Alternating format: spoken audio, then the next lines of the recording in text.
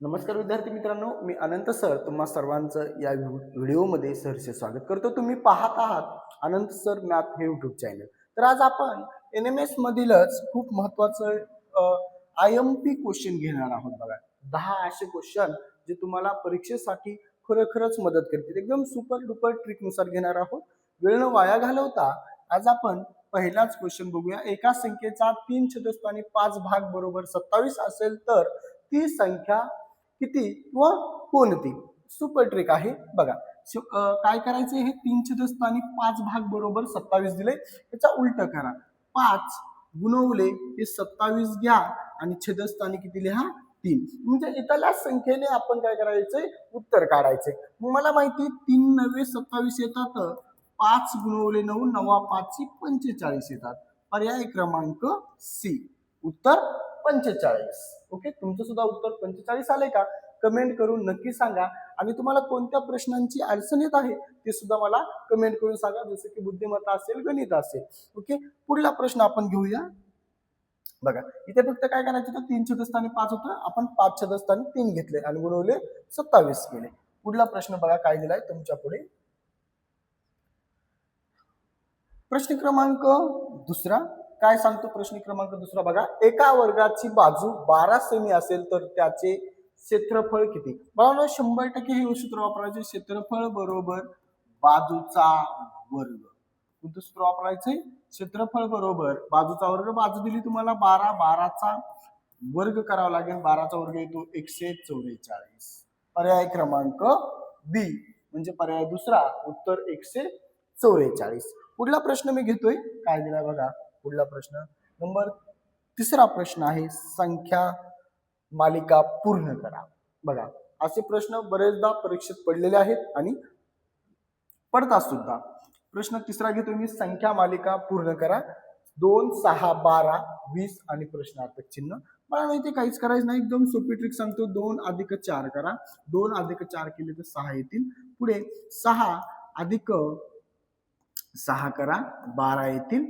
12 अधिक 8 करा, 12 आणि 8 20 येतील। म्हणजे मी या संख्या मालिकामध्ये 4 6 8 10 12 अशा संख्या काय करायलोय, मिळवत जायलोय। 20 अधिक 10 करा, 20 अधिक 10 केले तर 30 येतील। पर्याय क्रमांक दुसरा बी, उत्तर 30। तुमचं सुद्धा आलंय का? कमेंट करून एकदा नक्की सांगा। पुढला प्रश्न घेतोय मी 4 नंबरचा। काय दिलाय तुमच्या पुढे प्रश्न आहे बाळांनो।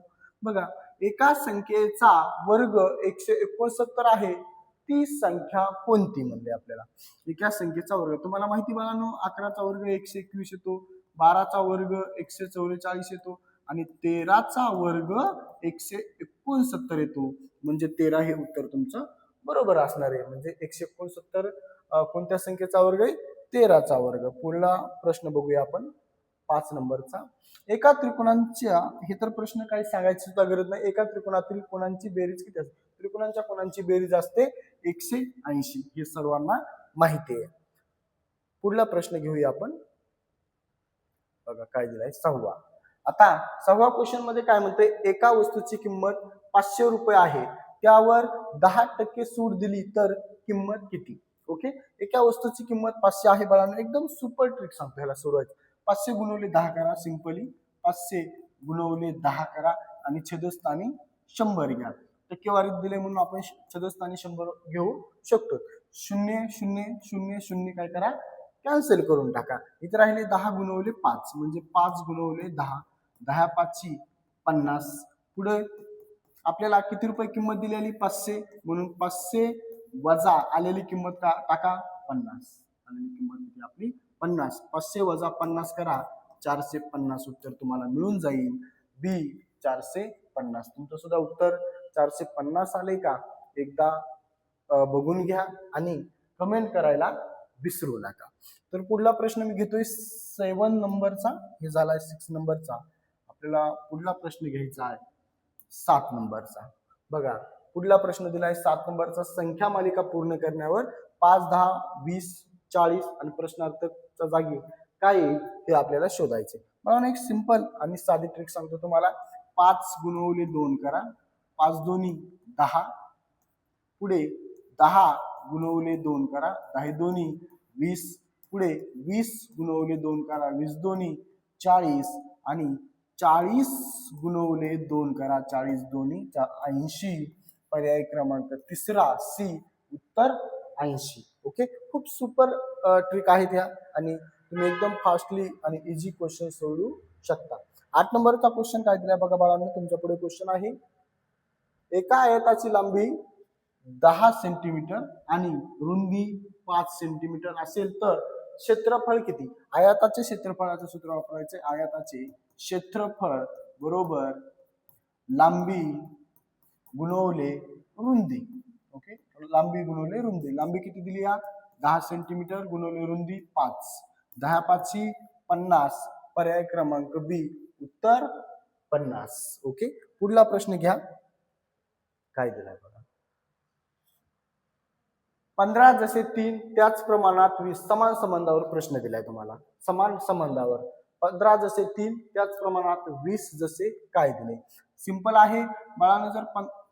जर तुम्ही 15ला जर 5 ने भागलं, 15ला जर 5 ने भागलं, 5 त्रिक 15 आणि 20ला जर 5 ने भागलं, 5 चोक 20, म्हणून पर्याय क्रमांक 4.